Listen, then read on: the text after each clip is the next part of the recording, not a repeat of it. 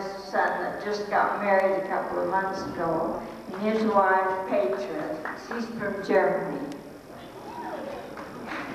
Thank you. Those who belong to Henry.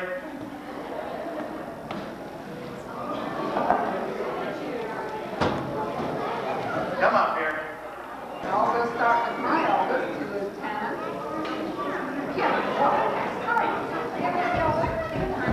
All different how long it takes to retire. You all talk to him or not? All right. Then I have Tana and her husband Vance. Lacey.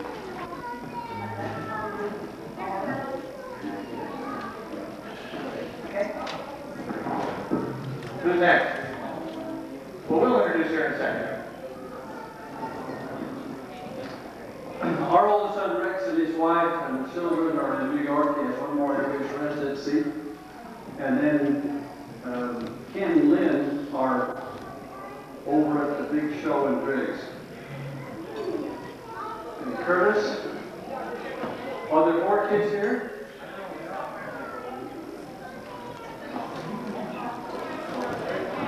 There's one, there's Nathan, and the other three are here also. Curtis and Sandy, where are your kids? They're outside playing? At least we got 2 of the 5. Jane and David. David's out fixing his car. And Jane is here with 2 or 3 of theirs. 4 of theirs. 4? I had one since we got her. Hilton, and he has his boy with him. Have they already gone? And Shan. Shan's here with her 2, and her husband's not here. Stan?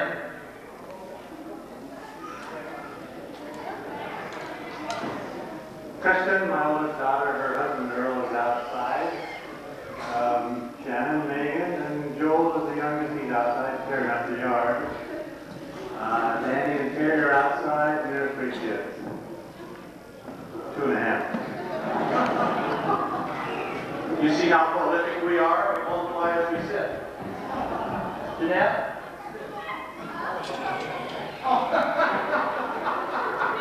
And Mark. This is Mark, who's the youngest of the family, was too shy to come by himself. They won't let me forgive. My children, my oldest daughter Kira and her family are in Dallas, Texas. My youngest son Lee is down there with them at the present time. Britt and Mark are in Salt Lake and Cook County. My son Dirk and his wife live in Cardiff, England, where he's in medical school. Mark's wife is in Salt Lake, and Justin and Colby, his sons, are also in Salt Lake. Isn't it good that he has Jeanette to help him out? Diane?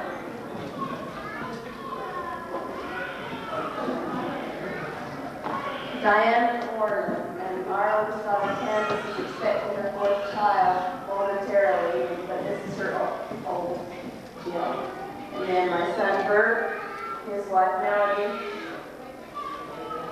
let them know who you are, and their 2 sons.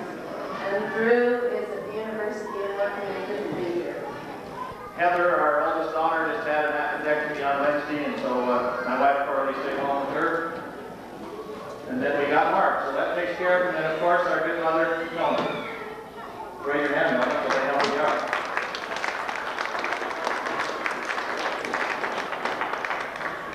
Okay, the Carl Ripplinger clan. Come introduce us to your clan.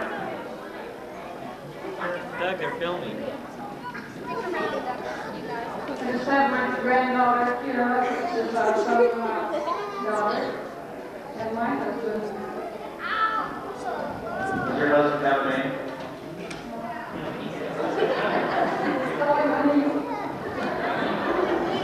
Al Canute. Weston, are you the second one?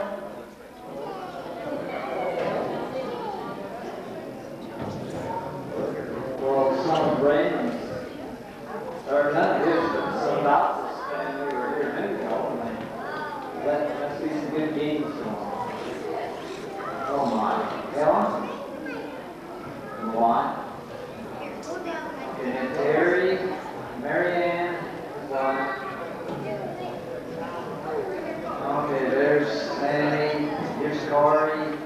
Josh, where are you? Oh, I knew it was before. What's your name? I'm having fun. Okay, then Michael, Tracy, his wife, and Holly, there's Brandon, Matthew, Brittany's out playing, Debbie, Espanola, and Sean. Annie, Tiffany, and Jan. That's right. Sherry just got back from her mission down in Florida. And Blaine and Corpus Christi down in San Antonio.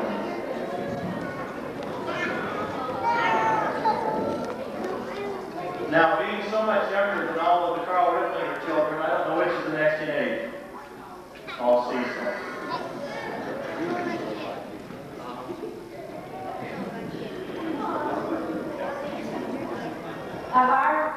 My husband Elliot, out of our 9 children, we only got 2 of us today. This one's Howard, and this one's Chad. Howard's wife, and their baby is sitting down there. The baby's asleep, she didn't want to disturb her. I have Barbara, Jerry, and Shirley, and Chuck with me and Yuma, with their, all but Chuck, the others with their partners. Janice and Howard are in the Gilfield, Clearfield area. Lamar is in Ryrie. He just moved down and he works during the day and doesn't get off. And Vicky's living right now with Janice and working. And Calvin finished his mission in April. Came home for 2 weeks and went back to San Jose to work for the summer, and then he plans on going back to Rick's this fall. Larry, are you next?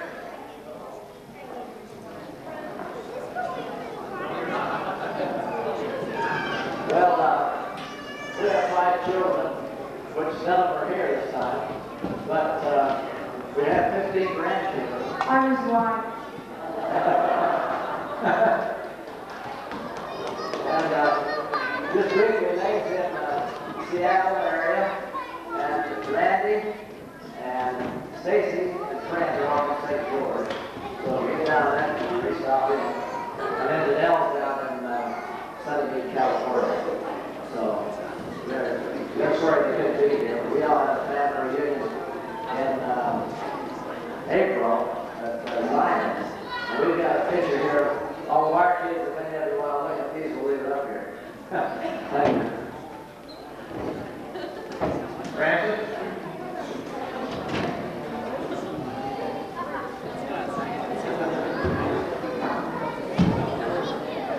Okay, she's going to talk fast. This is my wife, and our oldest daughter, Laurie, and her daughter, Danielle, and Jenny. This is her husband, Bruce. Our second daughter is another family reunion, and we'll be here later on today. Her two boys. Of course, we got one on a mission in Denver, and then Greg is here. That's the Carl Ripplinger plan. Lawrence Ripplinger.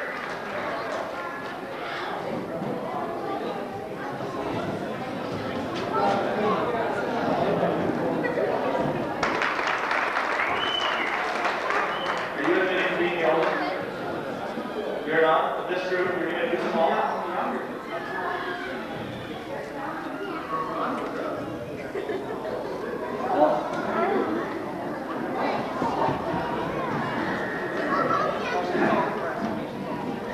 I didn't realize it had been so long now.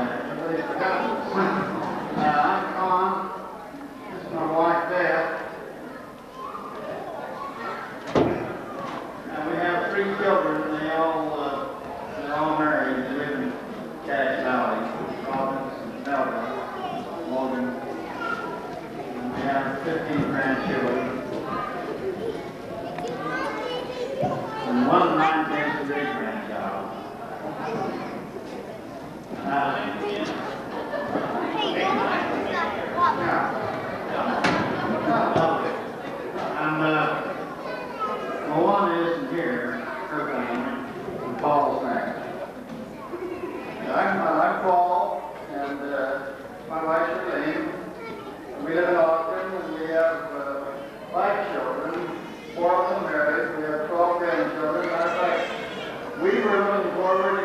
conflict with a few of those of you who want to go to church tomorrow, but we are like our youngest married son and his wife just had a baby, and are blessing it tomorrow in Ogden, so we're going to stay here tonight and then head out about the time that the winds take off tomorrow.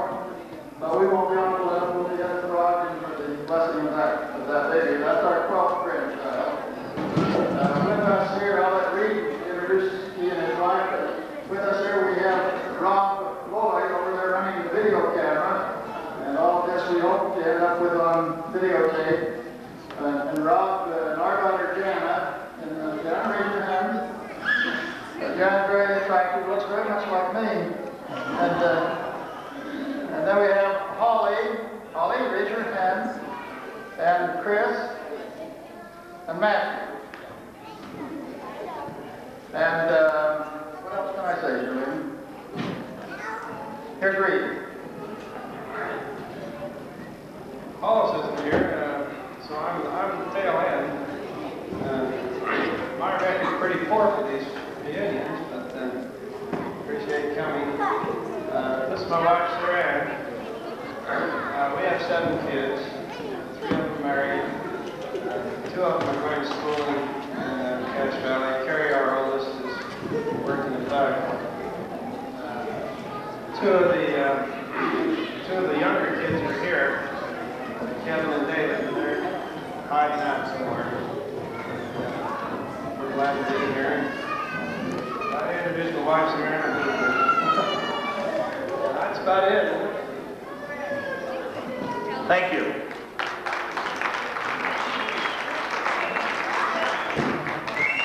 Gertrude, bring your plant up, please.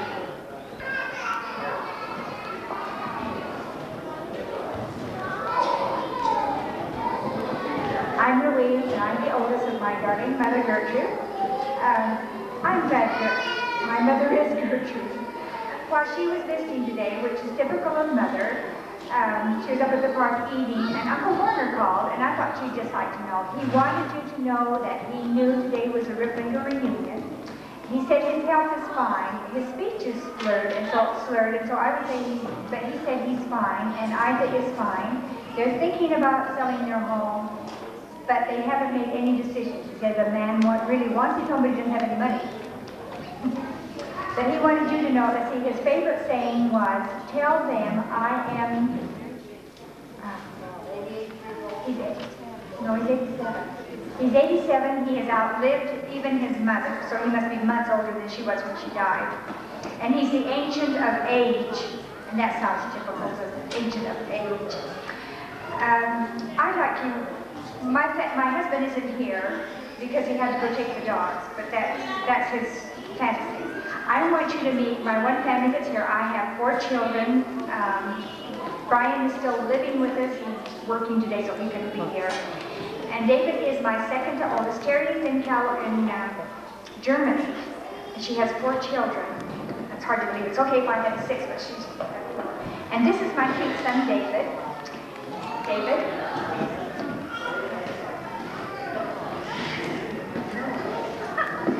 He doesn't mind. David just graduated from the Montana University and is now employed. We're excited about him. He's moving to Helena, Montana. And this is his sweet wife. We think she's a choice, Anita. She is talented musically wise. She did something that I wanted to share with you. She wrote us, we've been singing missionary songs, and I'm sure you have too. But I'd like to use everybody else's missionary song. So she wrote us a song, and I'd like you just, before the day is over, just read it. If you have a missionary, let us know. We'd like to share it with you. It's priceless.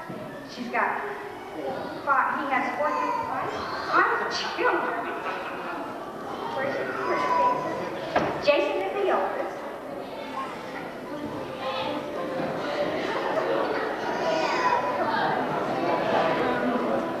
And then Brandon Kay, and Brandon was born when we were all in Alaska. And be quiet about it. Jason is their oldest. He's in school and he loves armies. Cassie, Cassandra, she's a doll, and Travis. Travis looks like One of Sandra's kids. Come on, Thomas. They don't like to show off what they're Chelsea Ann. And we put a note on her. She's mother's youngest grandchild, and she's the 22nd. So we're all excited. Great grandchild. Great. Let's see. This is Russell. This is all we are. Four of ours. We got four, and we have 3 girls and a boy. They're all married. We have 4 grandchildren, and grateful for those.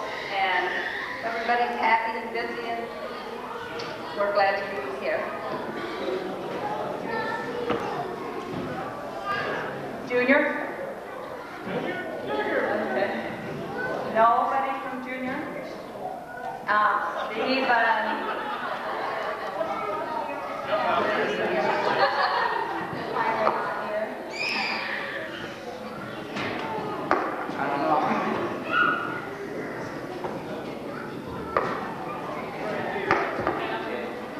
My dad's Lisa Drake. My mom's Joanne. I have a brother that was here, Philip. And my sister, Jana. Donna. So, I don't know where they are. Junior and Joanne had a lot of doings at the park, and they haven't gotten over here yet. And last night they had a class reunion. 40 years, is it? 35. And so they're coming. I'm Sandra, and this is my husband, Dior. He teaches at Rick's. We have 7 children. 2 are married. 1 is getting married in September. This is our 4th, Lynette. She's on her way to BYU as a junior. This is Douglas, Michael, and Julie. They're twins. They're our youngest. We have 4 grandchildren.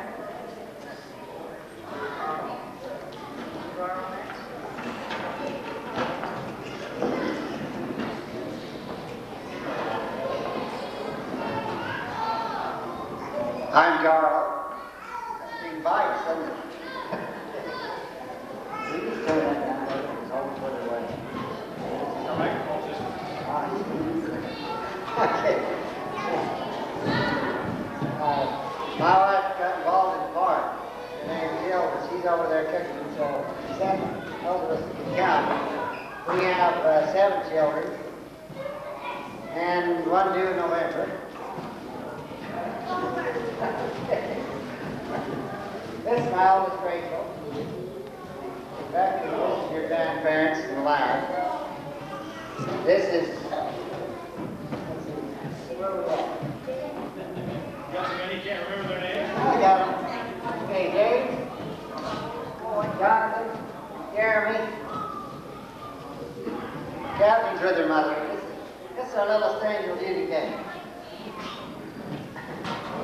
Right. You can return to your seats now.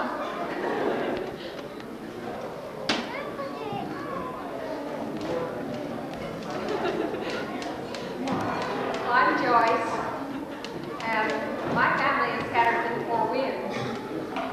I have my dad. He's still with us. Got 4 children. Those children now have great-grandchildren.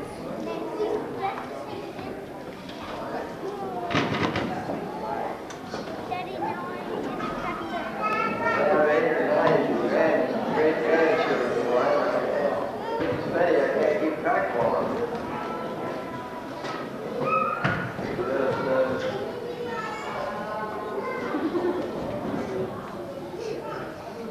My wife here got a compliment the other day in the temple.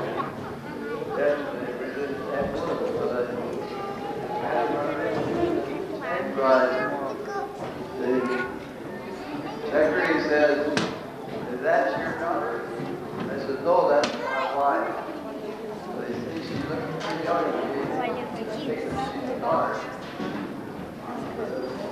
I enjoyed visiting with my children and grandchildren.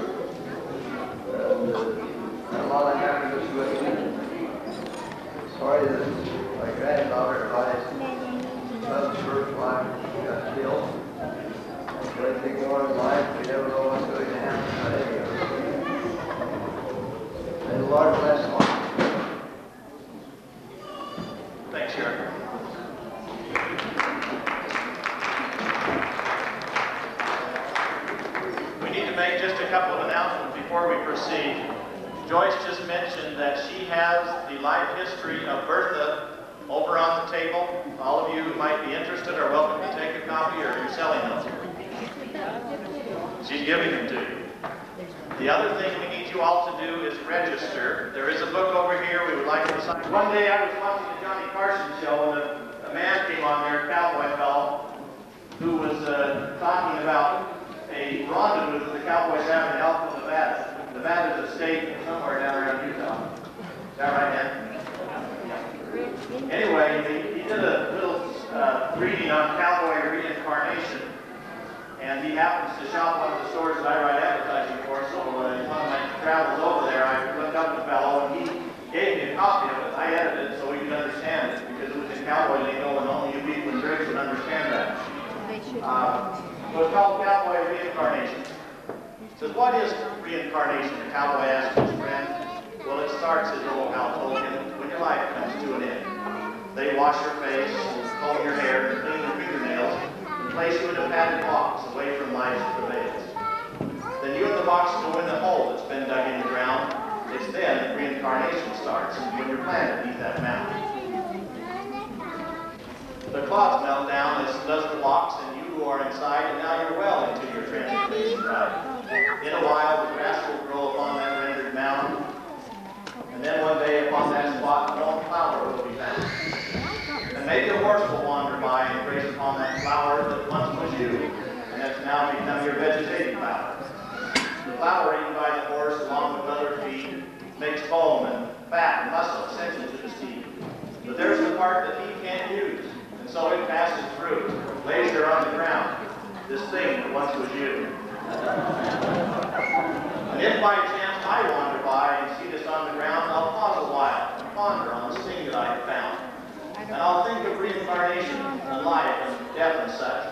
And I'll go away concluding, Ken, you haven't changed that much.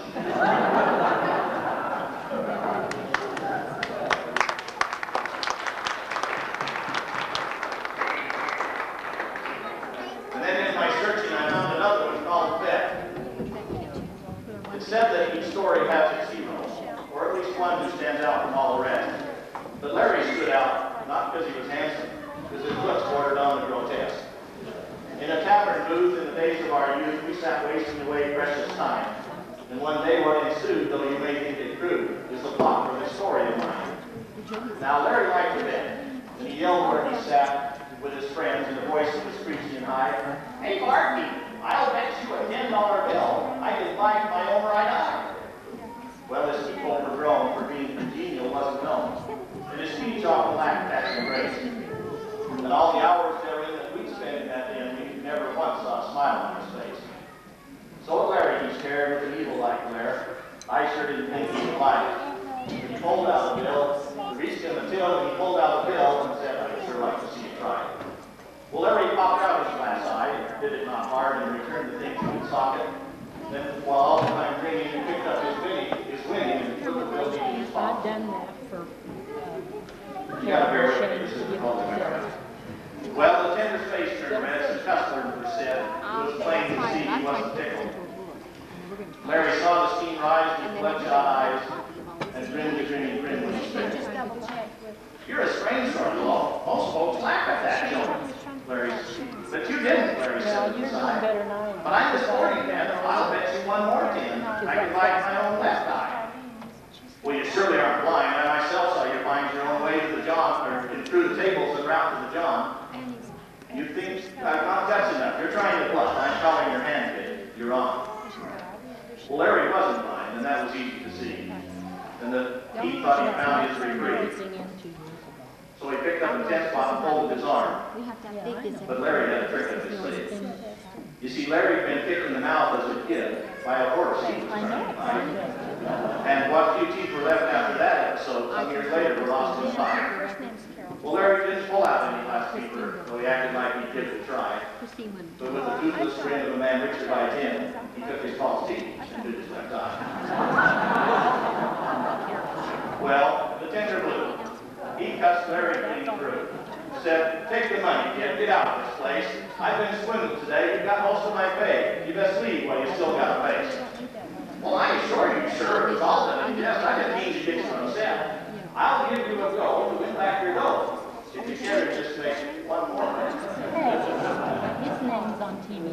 Now, if you'll go down the bar, to the end of that bar, and place every shot glass upright, I'll make you a bet that you won't regret. And most likely, you'll be richer tonight. I'll bet you the 20 you have, and 10 more I'll add, that I'll fill up that shot glass so far with nothing more than the juice with my lip full of snooze, and not get a drop on the bar. Well, the barkeep dude was at least 20 feet long, that bar made of inlaid wood, and knowing no men to be good with their aim, he knew none to be that good. So he took up the bet, and laid down the dough and the shot glasses placed quick and neat. Larry stepped up spry, let the back of the juice fly. Not a drop being within 7 feet. Larry repeated. Revenge was sweet. He was laughing. I knew it, his glass was too far. So he walked up with a grin and popped his wing and picked up a rag and started cleaning the bar. Hey, what's with your grin? You're now in the meat in, he said while wiping the bar all the while. Well, I met each of my friends that I could spit on your bar, and you'd wipe it up with a smile.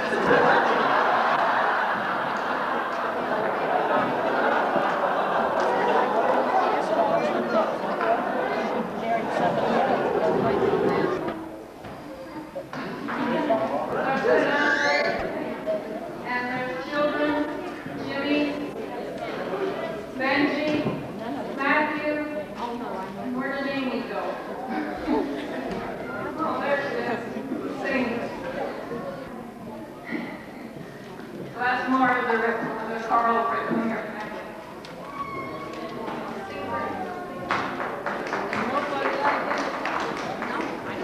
Thanks, Leon.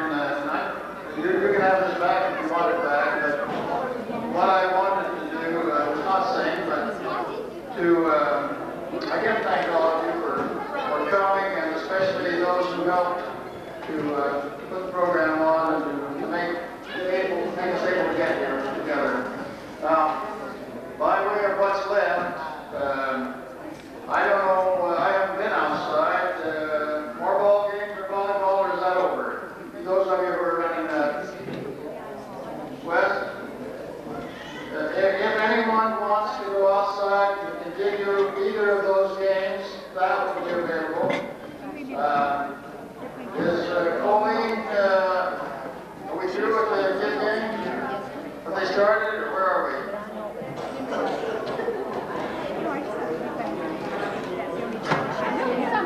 Yeah, well, there's some things going on, or have going on, and I guess, any more?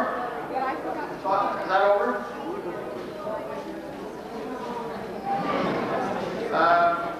What will take place then, I guess, will be informal. I just tell you that for those of you who have been in the valley here and didn't just arrive, know there's a lot of things going on. If you haven't been to the balloon races, think about going. They're fun. It's a spectacular sight. The melodrama is here tonight. Recommend that to you. As far as this family reunion is concerned, then the only thing that there'll be is you're welcome to stay around and visit. Those of you who can spare the time, we appreciate helping clean up the cultural hall here. There's not, I don't think very much, maybe no dishwashing, but there obviously are some tables to put away. If you can help, we appreciate that. But in any event, there'll be a family meeting now, and you're welcome to attend that work or not, as you choose. What the format will be is a little bit of discussion of 2 or 3 family matters, and brief Jenny on